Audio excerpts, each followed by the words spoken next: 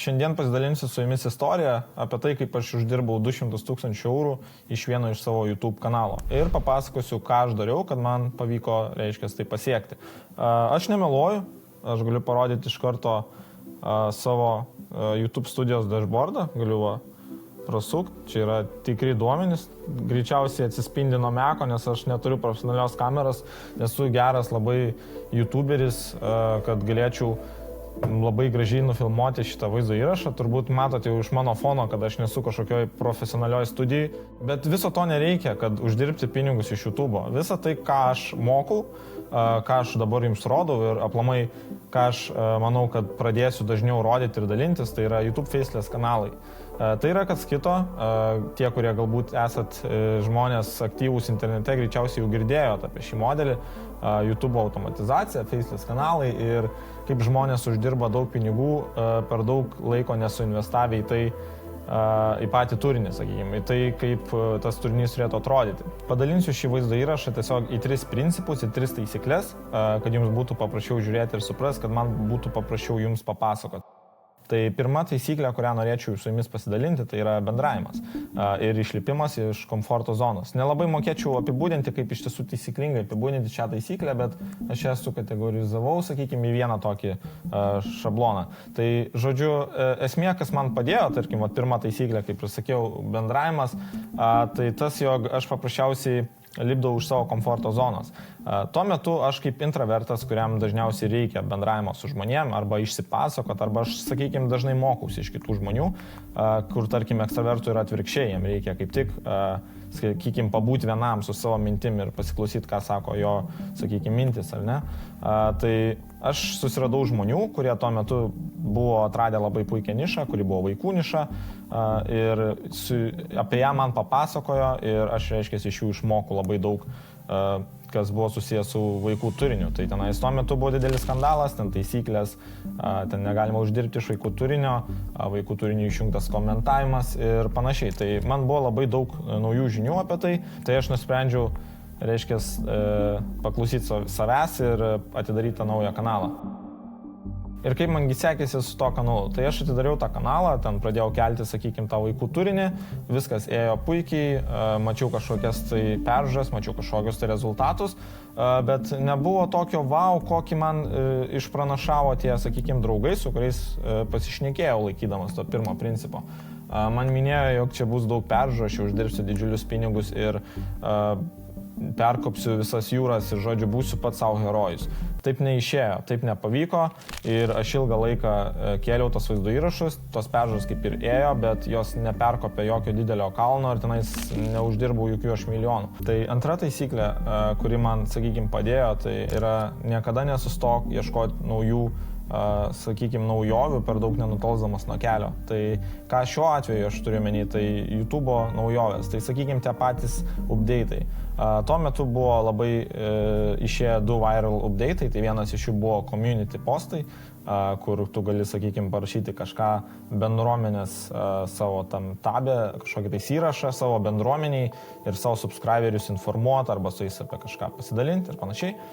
Ir tuo metu išėjo kažkoks tai update'as, sakykime, apie kurį per daug tuo metu žmonės nekalbėjo, tai buvo laivai. Tie laivai jau seniau buvo, bet šiuo atveju jos ten šiek tiek atnaujino, ten pridėjo tam tikrų funkcijų kaip super chatą, gal ten jau buvo išėję ir membershipsai, nesu tikras, kada tas tiksliai įvyko, bet tuo metu labai pušino laivus. Ir aš prisimenu, šią funkciją labiausiai ir išnaudojau. Aš pamenu, kėliau vaizdo įrašus, man jie visiškai neaugo, žodžiu, labai sunkus laikotarpis, man graužė sąžinė, kodėl aš esu toks prastas kaip tie, kurie ką tik pradėjo. Žodžiu, pradėjau ieškoti kažko naujo, suradau tą funkciją apie community, reiškia, postus, tai kūriau tos bendruomenės įrašus, jie man nelabai padėjo, ten iš tiesų nemačiau kažko naujo. Ir pastebėjau, jog yra tie laivai, jog su tais laivais yra kažkas kitokio, jog tie laivai super chatai atsirado, ten tos laivus pušina, žodžiu, scrollinės YouTube'ai pačiam netgi iš tiesų tuo metu galėjai pastebėti, jog labai daug laivų, homepage'e, browse features, ten browsinį kažkur iš video į video šokinėjai, po dešinę rekomenduojamų, reiškia, vaizdo įrašų skiltyse, ten buvo visur laivai. Tai pastebėjau, kad yra kažkas ne taip su tais laivais, tai vėlgi atėjo intuicija, sako, daryk laivus. Pabandžiau vieną kitą laivą, čia gal kažkur kur įmesiu nuotrauką, kiek tuo metu surinkau peržiūrų, bet jeigu neklystu, buvo 10 000 žiūrovų vienu metu, tai man buvo kažkas wow. Ir su tais laivais aš ten testavau, tai aš nebesifokusavau į vaizdo įrašus, aš testavau laivus. Tai aš įkėliau, reiškia, padariau aš laivą, ten 2-3 valandų ir jį paskelbiau kaip vaizdo įrašą ten. O tas laivas, jisai turėjo savus principus, apie juos gal papasakosiu vėliau kitame video ar panašiai. Ir, žodžiu, aš jį paskelbiau kaip vaizdo įrašą, nes vėliau tenais tu turi pasirinkimą padaręs tą laivą, ar tu jį nori ištrinti, ar jį ten nori palikti, jog tavo prenumeratoriai gautų pranešimą ar panašiai, kad jie ten galėtų jį peržiūrėti, kartais jie nespėjo ar panašiai, ta tiesioginė transliacija. Tai būtent tas ir buvo varikliukas, kuris man padėjo, nes jisai susikolaboravo, reiškia, su kita ten taisyklė, kur yra kurk kuo ilgesnį turinį. Tuo metu irgi labai pušino labai ilgą turinį ir tuo metu prisimenu, tas mano laivas buvo 3 valandų, kai mano nišoje, sakykime, kuri buvo tuo metu vaikų turinys, nebuvo tokio turinio, kuris būtų ten virš valandos, 2-3, aš įkėliau 3,5 kažkur, sakykime.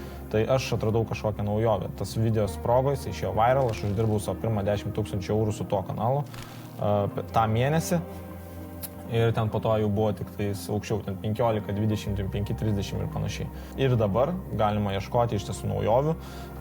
Per daug jau apie jas nesiplėsiu, bet tie, kurie su manimi mokosi, mano visi mokiniai ir, sakykime, tie, kurie yra prisijungę prie mano community, jie žino, kad aš dalinuosi tokiais dalykais, aš dalinuosi naujovėmis, dalinuosi YouTube update'ais ir panašiai. Nes YouTube'as išleidžia kartais ir geras, reiškia, naujienas, tos update'us, algoritmus ir panašiai. Ir kartais išleidžia blogas naujienas, kurios nebūna tokios smagios ir jų girdėti nesinorėtų. Ir trečias principas, sakykime, kurio aš laikiausi, tai man labai padėjo ta taisyklė, jog niekada nesustok, kad ir kaip blogai bebūtų. Tai man buvo sunku, aš tikrai ilgai dariau tos vaizdo įrašus, aš tikrai bandžiau perlipti per save ir man buvo labai sunku, tikrai buvo tų dienų, kai demotyvavau save, tai reikia turėti stiprų mindsetą, niekada nepasiduok, pasišnekėk su kitais. Aš prisimenu, tuo metu kaip intravertas, kuris, kaip ir minėjau, sėdi namie, nenori niekur išeiti iš namų ir bendrauti su kitais, aš tuo metu labai daug bendravau su kitais. Aš prisimenu, ten rašydavau draugams kažkokiems, norėdavau su jais susitikti, pasišnekėti apie tai, kaip man sekasi ir, žodžiu, ką jie turi patarti ir panašiai, nes tuo metu turėjau kažkokią aplinką, sakykime, kurie jau irgi su to dirbo. Tai aš tiesiog bendrau su visais iš eilės, aš ėjau chatint su kitais draugais, susitikau su tais, su kuriais galėjau susitikti ir panašiai. Tai buvau tas, kuris skundžiasi. Galbūt negražioj ir nemalonioj pozicijoje tuo metu buvau. Tai aš esu labai dėkingas, jog mano aplinka yra tokia faina ir šauni, jog aš galiu su jais susitikti visokiais savo, sakykime, gyvenimo etapais ir galiu pasišnekėti, pasimokyti ir pasidalinti mintimis ir panašiai. Aš toliau kėliau vaizdo įrašus, aš toliau pasitikėjau savimi, man tai padėjo, aš niekada nesustojau. Tai aš manau, ne tik YouTube'ai galima šį principą pritaikyti, bet vienas svarbiausių, atsakau, šio principo dalykų, šiaip antro principo dalykų, tai neišeik iš kelio per daug ieškodamas tų naujų dalykų. Tai va, nesustok, eik toliau, tikiuosi tau pasiseks. Ir jeigu norėtum daugiau tokių vaizdo įrašų, let me know, rašykit komentaruose, aš padarysiu galbūt daugiau tokių raw footage ar kažką tokio, nes aš iš šneku be skripto nepasiruošęs. Nežinau, gal taip net nereikia, gal žmonės ten turi teleprompterius pasistatę ir ten bėgioja tekstas ir jie viską žino, apie ką šneka. Tai va, tai jeigu jums patiko mano turinys, jeigu norėtumėte daugiau tokio turinio apie YouTube, apie kažką, tai palikite komentarą, paspauskite laiką ir iki kito video.